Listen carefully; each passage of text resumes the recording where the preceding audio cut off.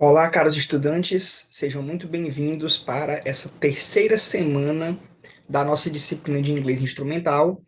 E nessa semana nós vamos focar em morfologia, mais especificamente em um tópico muito importante para o aprendizado para que nós desenvolvamos as técnicas de leitura e interpretação em textos de língua inglesa, que é o processo de formação de palavras. E aqui nós temos uma boa notícia. É um processo muito similar ao que nós temos no português. Então, nós não vamos ter dificuldade com o conceito. A nossa língua também tem esses mesmos processos de formação de palavras que todos nós já conhecemos da língua portuguesa, ok? Nessa primeira aula, nós focaremos no processo de formação de palavras por composição. E vocês devem lembrar-se das aulas de português. Esse processo se dá quando nós juntamos geralmente duas palavras, mas pode ser mais, para formar palavras novas. Juntamos duas palavras ou mais, então formamos uma palavra com um significado diferente, né, que deriva, de certa forma, do significado das palavras de origem, mas que se transforma em uma palavra de próprio direito. Alguns exemplos do português para que nós possamos nos relembrar, né? No português, esse processo se dá por duas formas. Nós temos o processo de formação de palavras por justaposição, quando nós juntamos as palavras e elas não perdem letras, e o processo por aglutinação, quando uma ou mais das palavras que estão formando a palavra nova perdem letras. Alguns exemplos, então, como nós podemos ver aí na tela, de palavras da língua portuguesa formadas por justaposição: guarda-chuva, paraquedas, passatempo, girassol, beija-flor, audiovisual, e tantos outros que devem estar agora vindo às vossas mentes. Exemplos de formação por composição por aglutinação: aguardente, junção das palavras água com ardente, formando uma palavra nova, né, que significa bebida alcoólica destilada. Pontiagudo, que é a junção da palavra ponta com a palavra agudo, que forma um adjetivo que significa com ponta muito fina. Planalto, e uma palavra aí que é tão comum no nosso vocabulário que a gente nem lembra que ela também foi formada por composição, que é a palavra embora, que é formada pela junção das palavras em boa hora. Isso é do português, a gente já conhece. Como é que esse processo se dá no inglês? No inglês, o processo de formação de palavras por composição é até mais frequente do que no português.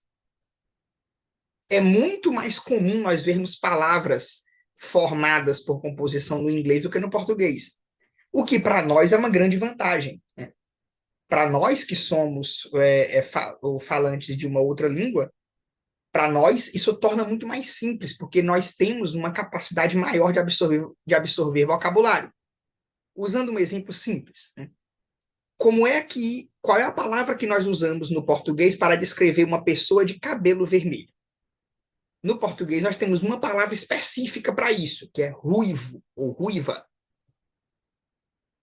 Já no inglês, nós não temos uma palavra específica. Até temos, mas ela é o resultado da fusão de duas palavras. Você junta a palavra red, vermelho, com a palavra head, cabeça. Juntando, então, os dois, você tem aí red head, cabeça vermelha, que é a palavra que corresponde no português ao adjetivo ruivo ou ruiva. E outra característica também é que quando nós fazemos isso no inglês, nós formamos muitas palavras que no português a gente precisa de 3 ou até mais palavras para descrevê-la. Porque no inglês nós formamos muitas palavras por composição e que no português essas palavras estão separadas e quando a gente usa essas palavras no português, a gente junta essas palavras através da mediação da preposição de ou de alguma outra preposição. Como nós temos exemplos aí, ó. Headphone. Head, cabeça. Phone, fone.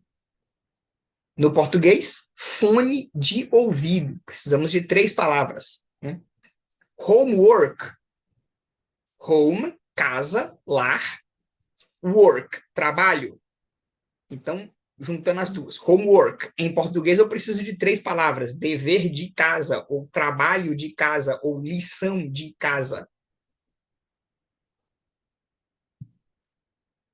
Vamos ver, então, aqui uma pequena lista para ilustrar o quão frequente, o quão comum é o processo de formação de palavras por composição na língua inglesa.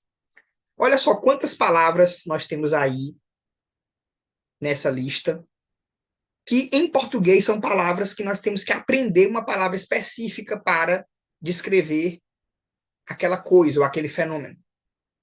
Enquanto no inglês, nós apenas juntamos 2 palavras já existentes para formar uma nova. Poltrona. Poltrona é uma palavra que no português descreve uma cadeira com braços. Em inglês, eu só junto a palavra arm, braço, com a palavra chair, cadeira. Poltrona, então, é uma cadeira de braço. A palavra parto, em português, descreve o processo pelo qual uma criança nasce, que ainda se confunde com a conjugação do verbo partir. Em inglês, eu apenas junto a palavra child, criança, com a palavra birth, nascimento. Junto as duas e formo childbirth, nascimento de criança. Outro exemplo, objeto metálico que se coloca nos cascos dos cavalos. Em português, a gente tem um nome específico, ferradura. No inglês, a gente apenas pega a palavra horse, cavalo, a palavra shoe, sapato, calçado, junta as duas, horseshoe, calçado de cavalo. A mesma coisa, objeto em formato de bastão que se passa nos lábios. O português tem uma palavra específica para isso, batom. Em inglês, eu pego a palavra lip, lábio, com a palavra stick, bastão. Então, lipstick, bastão de lábios. Cachoeira. Em inglês, é a junção da palavra water, água, com a palavra fall, que pode ser o verbo cair ou o substantivo queda. Então, waterfall, queda d'água, cachoeira. Então, vejam aí que tem muitas palavras, essa aqui é apenas uma pequena lista, há muitos outros exemplos, de palavras que no inglês nós podemos aprender sem precisar efetivamente aprender uma palavra nova. Se você já conhece a palavra water e a palavra fall, quando você vira as duas juntas, você não vai ter nenhuma dificuldade de entender que o waterfall é queda d'água, cachoeira. Outro exemplo também de formação de palavras é o de conversão. Esse é um processo que também ocorre no português. Ele ocorre quando nós usamos a mesma palavra para diferentes classes gramaticais. No português, isso é muito comum com verbos. Acabamos de mencionar o exemplo da palavra parto. A palavra parto pode ser um substantivo que significa o nascimento de um bebê, ou pode ser a conjugação do verbo partir. A palavra manga. A palavra manga no português pode ser um substantivo, e aí tem 2 significados. Manga substantivo, pode ser a manga fruta, ou a manga parte de uma camisa.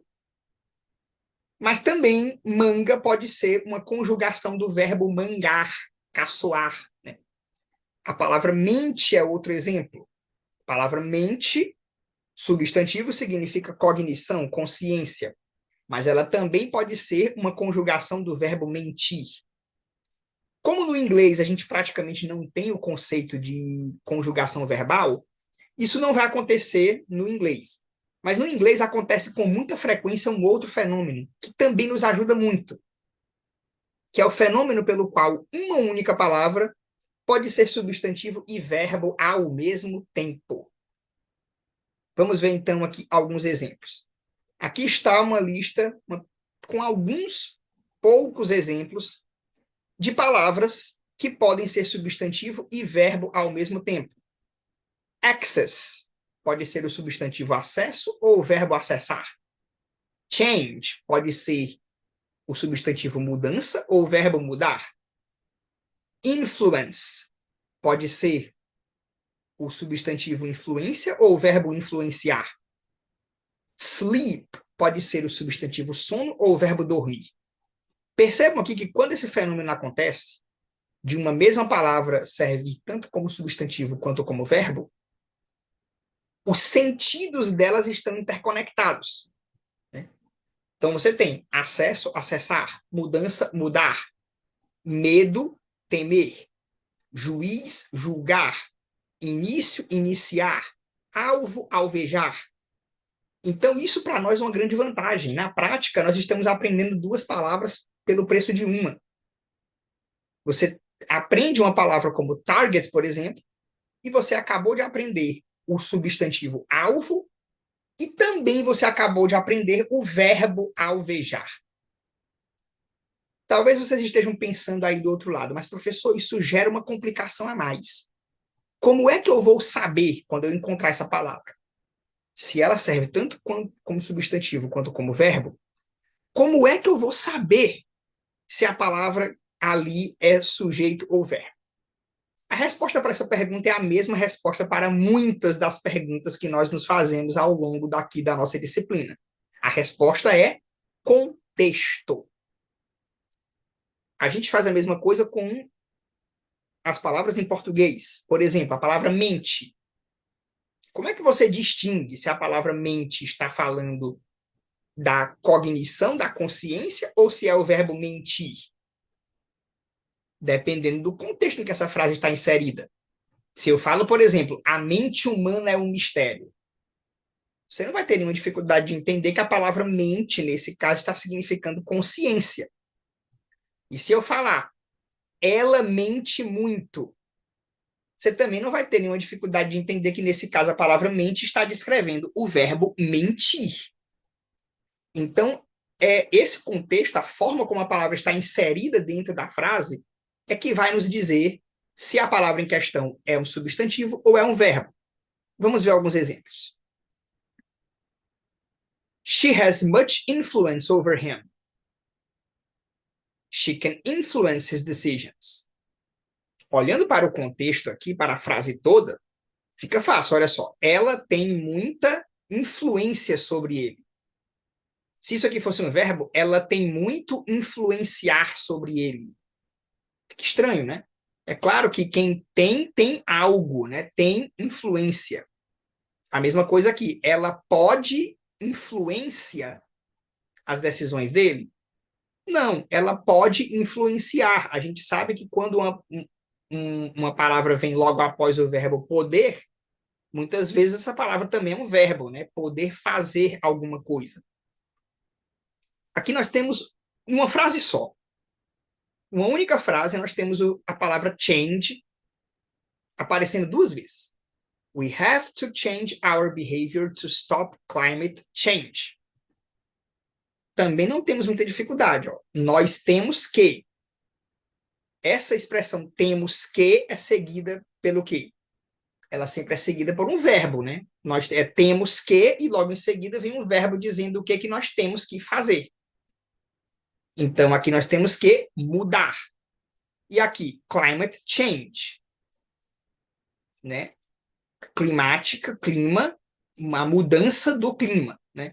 Isso aqui já faz parte do conteúdo da nossa próxima semana, que é grupos nominais. Né? Então, percebam que olhando aqui para o contexto, você olhando para a frase, para o contexto no qual a palavra está inserida, fica fácil saber se a palavra em questão é um substantivo ou é um verbo. Não há muita dificuldade em entender e, no final das contas, termina sendo uma vantagem para nós, porque nós terminamos ampliando o nosso vocabulário. Né? Então, esse é o nosso primeiro conteúdo de formação de palavras por composição. Espero vocês, então, na nossa próxima aula, que vai abordar o processo de formação de palavras por derivação. Até lá!